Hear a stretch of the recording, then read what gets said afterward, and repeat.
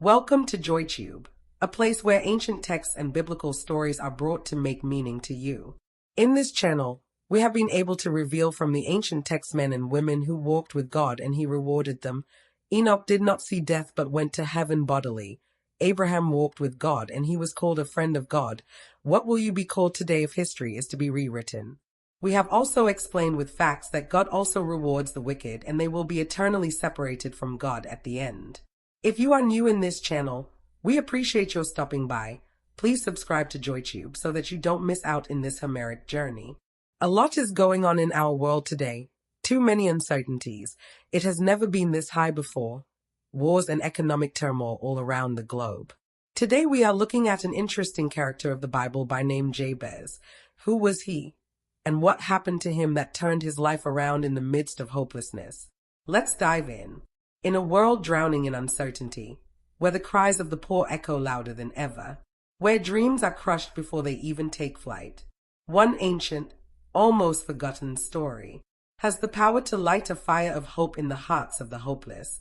This is the story of Jabez, and this might just be your story too. The background of Jabez in 1 Chronicles chapter 4 verses 9 to 10. Now Jabez was more honorable than his brothers, and his mother called his name Jabez, saying, because I bore him in pain. And Jabez called on the God of Israel, saying, Oh, that you would bless me indeed, and enlarge my territory, that your hand would be with me, and that you would keep me from evil, that I may not cause pain. So, God granted him what he requested. Jabez was not born into luxury. He wasn't born into fame. He didn't come from a powerful bloodline. He was born into pain. In fact, his own mother named him Jabez because she bore him in sorrow. Imagine that. Your name literally meaning pain. You walk through life and every time someone calls your name, they remind you of how you started. Hey, pain. Come here, trouble. What good can come out of you? Sound familiar, right? Some of you watching this were born into poverty. Others were born into abandonment and rejection. Some of you were raised in households full of violence, dysfunction, or addiction. You didn't ask for it. But here you are, carrying pain, shame, lack, and asking, is this all there is for me? But Jabez didn't let pain have the final word. He didn't let sorrow define his destiny. He did something radical, something simple. He prayed, Oh, that you would bless me indeed, and enlarge my territory. That your hand would be with me, and that you would keep me from evil, that I may not cause pain. 1 Chronicles 4 verse 10. No long religious speech, just a heartfelt cry from a broken man to a faithful God. And guess what? And God granted him what he requested. When you are in need, heartbroken, and desperate, you don't read prayer points raised by someone else, but you pour out your heart to God. Your words may not be correctly constructed, but the Almighty sees your pain and your tears. Speak to him like unto your Father, because he is your Father. Many people know how to ask help from fellow human beings, but they do not know how to talk to God heart to heart. Feel free to speak to God in prayers because he answers prayers. Develop that intimacy with God for he cares for you. Jabez, the man born in sorrow, became a man of influence. So much so that he had a city named after him, the city of Jabez, 1 Chronicles chapter 2 verse 55. The man who was a nobody became a landowner, a leader, a legacy builder. From pain to purpose, from despair to destiny. And if God did it for Jabez, he can do it for you. Sometimes, life doesn't just hand you lemons. It buries you under them. Some people are not just broke. They are born into generational poverty. Where their parents were poor, their grandparents were poor. And they've never known what it feels like to have a bank account with more than a few pounds, dollars, euros, or naira. Gideon came from the weakest clan in Israel and was the least in his family. He was hiding in fear, threshing wheat in secret. But God called him a mighty warrior and used him to deliver a nation. Your background doesn't disqualify your calling. Judges 6 verses 11 to 16. Some are orphans raised on the streets, begging to eat, sleeping rough and on benches, not because they are lazy, but because no one ever gave them a chance. Mephibosheth in 2 Samuel chapter 9. Crippled and forgotten in a place called Lodebar.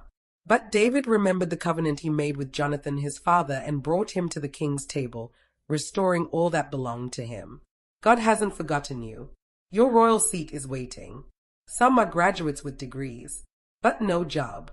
Overqualified for one thing, underqualified for the next. Watching their classmates rise while they stay stuck. Year after year. That kind of disappointment crushes hope.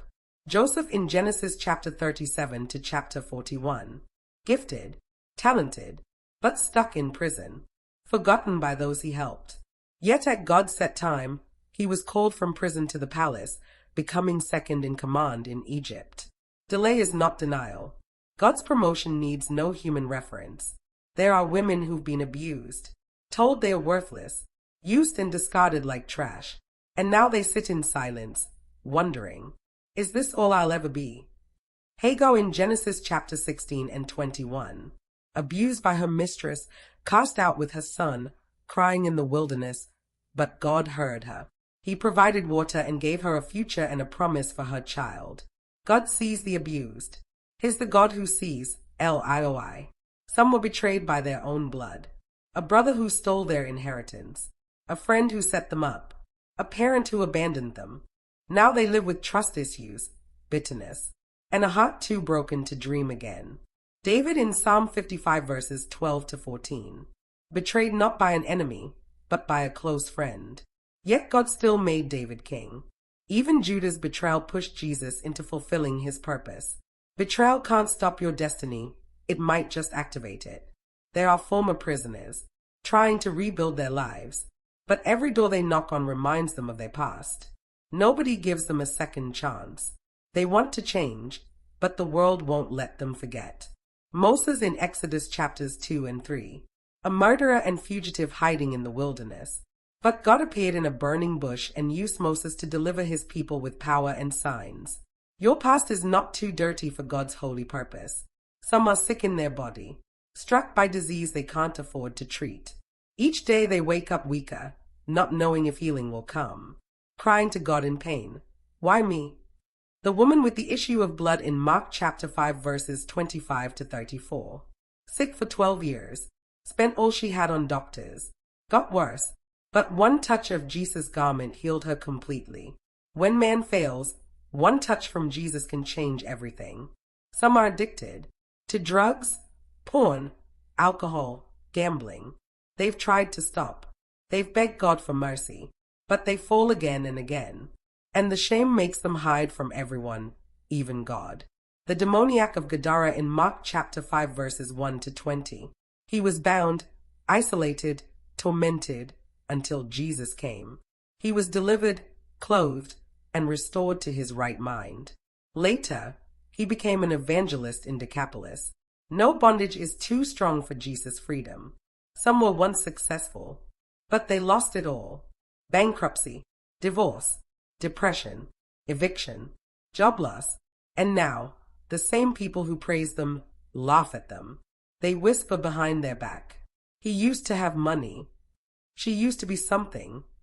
And now, that person stays at the mirror wondering if life is even worth living. Job chapter 1 to 42. Rich, respected, righteous, then lost it all. Health, children, wealth. But he didn't curse God. In the end, God restored double everything he lost. God is the author of comebacks. Your story isn't over. For those who feel forgotten, hopeless, and unworthy. The prodigal son in Luke chapter 15 verses 11 to 24. Took his inheritance, wasted it, and ended up feeding pigs. But when he came to himself and returned, the father ran to him and restored his identity. God is not angry. He's waiting with open arms. These are real stories. These are real people. And maybe you are one of them. But here's the truth. The God who raised Jabez, the God who raised Joseph from a prison to a palace, the God who saw Hagar crying in the wilderness, the God who restored Job's double for his trouble, that same God sees you. He raises the poor from the dust and lifts the needy from the ash heap. He seats them with princes and has them inherit a throne of honor. 1 Samuel chapter 2 verse 8. Don't give up yet, because sometimes your lowest point is the launch pad for your highest calling. Though you fall 7 times, you shall rise again. Proverbs 24 verse 16. Weeping may endure for a night, but joy comes in the morning. Psalm 30 verse 5. I will restore the years that the locusts have eaten. Joel 2 verse 25. Don't let where you were born define where you'll end. Your background may be painful, but your future can be powerful. You may be surrounded by lack now, but if you lift your voice to heaven, like Jabez did, God can enlarge your territory. He can bless you beyond your wildest imagination. He can wipe your tears and rewrite your story. For I know the plans I have for you, declares the Lord. Plans to prosper you and not to harm you. Plans to give you hope and a future. Jeremiah 29 verse 11.